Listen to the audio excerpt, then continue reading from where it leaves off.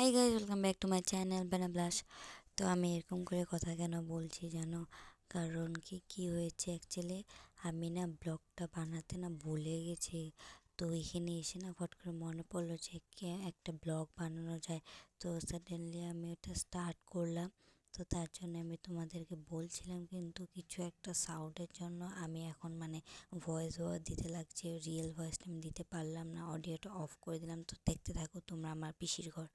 তো ফার্স্টে রুম ঢুকে গেলাম, আর এটা ওদের বেডরুম আর ওটা ওদের ড্রয়িং রুম।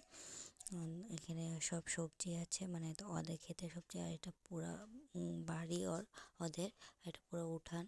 আর ওরা ফুলগুড়িতে থাকে, এটা ওর কিচেন হয়। তো এখন আমাদের সাথে যে এসেছিলো, আমার যারা পিসি এসেছিলো, ওরা চা বানালো।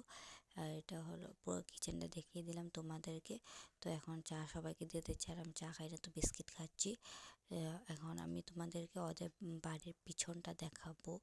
বাড়ির পিছনটা আরও সুন্দর। আর গ্রামের বাড়ি তো খুব সুন্দরই হয়, গাছপালা নদী এসবই থাকে।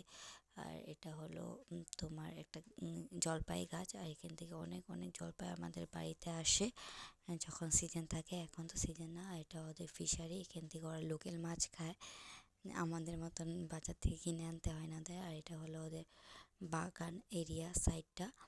এখানে লাউ গাছ, সুপারি গাছ, তামুল গাছ, আরও কিছু আছে। তো এখন আমার হাতে দিয়ে দিল লাউ পাতা।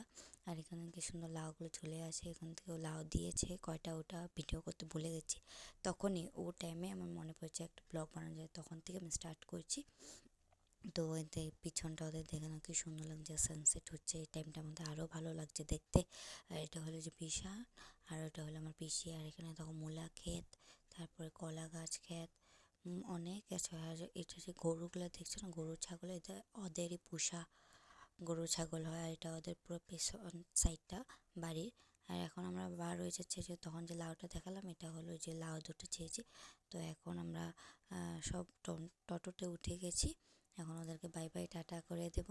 জানি একটু মনটা খারাপ লাগছে, গুগি এতদিন আমাদের বাড়িতে ছিল, এখন তো একা একা থাকবে। এখন আমরা সবাই চলে যাচ্ছি না, তো দাঁড়িয়ে আছে, খুব খারাপ লাগছে, কি করব, থাকতে হবে। আর এটা হলো ফুলগুড়ির তেল ডিপো হয়, নতুন করে ওপেনিং করেছে এখানে এখন।